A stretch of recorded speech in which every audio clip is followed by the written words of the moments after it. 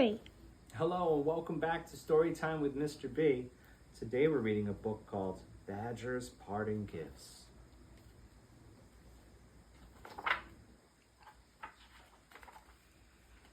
Badger was dependable, reliable, and always ready to help when help was needed. He was also very old, and he knew almost everything. Badger was so old that he knew he must soon die. Badger wasn't afraid of death. Dying meant only that he would leave his body behind, and as his body didn't work as well as it had in days gone by, Badger wasn't too concerned about that. His only worry was how his friends would feel when he was gone. Hoping to prepare them, Badger had told them that someday soon he would be going down the long tunnel, and he hoped they wouldn't be too sad when it happened. One day, as Badger was watching Mole and Frog race down the hillside, he felt especially old and tired. He wished more than anything that he could run with them, but he knew his old legs wouldn't let him. He watched Mole and Frog for a long time, enjoying the sight of his friends having a good time. It was late when he arrived home. He wished the moon good night and closed the curtains on the cold world outside. He made his way slowly down to the warm fire that was waiting for him deep underground. He had his supper and then sat down at his desk to write a letter.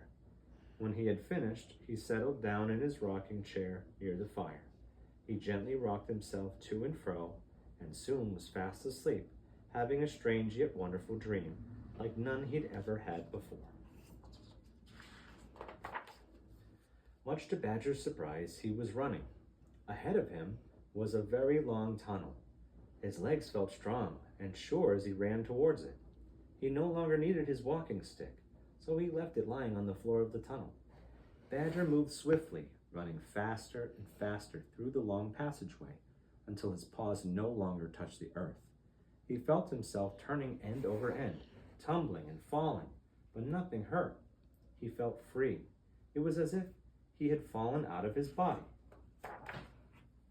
The following day, Badger's friends gathered anxiously outside Badger's door. They were worried because he hadn't come out to say good morning as he always did. Fox broke the sad news that Badger was dead and read Badger's note to them. It said simply, "Gone down the long tunnel. Bye-bye, Badger." All the animals had loved Badger and everyone was very sad. Mole especially felt lost, alone, and desperately unhappy. In bed that night, Mole could think only of Badger. Tears rolled down his velvety nose, soaking the blankets he clung to for comfort.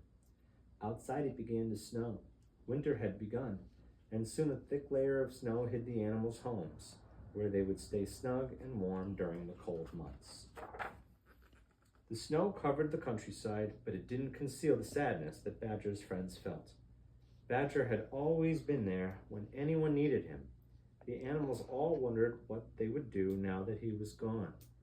Badger had told them not to be unhappy, but it was hard not to be. As spring drew near, the animals often visited each other and talked about the days when Badger was alive. Mole was good at using scissors, and he told about the time Badger had taught him how to cut out a chain of moles from a piece of folded paper. Paper moles had littered the ground that day.